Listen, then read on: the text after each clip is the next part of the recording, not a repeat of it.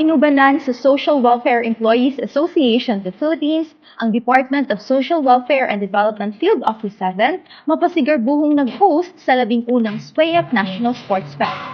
Nag-abot sa Cebu City ni adtong Hunyo 25 hangtod Hunyo 27 ang best of the best ni mga atleta o teams sa Department of Social Welfare and Development gikan sa lain-laing rehiyon sa nasod alang sa tulo ka adlaw nga National SWAYAP Sports Fest.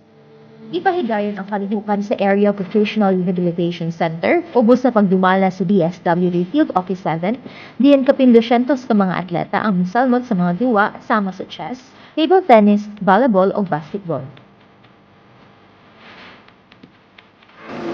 As we conduct this first ever National Sports Fest, let us remember that this is the first in a very long history of the department.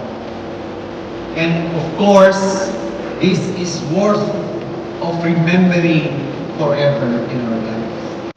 Tumong sa 11 Sports Fest ang panaghiusa sa mga social welfare employees sa ahensya.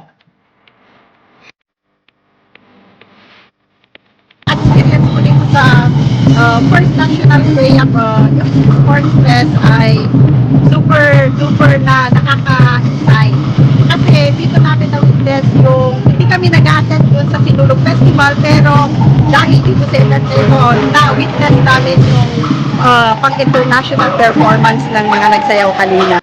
Natapos ang tulo ka adlaw nga Sports Fest pinaagi sa usa ka fellowship ug awards night dito sa Montebello Hotel ni atong Biyernes, Hunyo 27. Nang sa dugang detalye, follow ang official social media page sa DSWD Field Office 7. Kini si Wendelin Sabalo alang sa Central Visayas Update.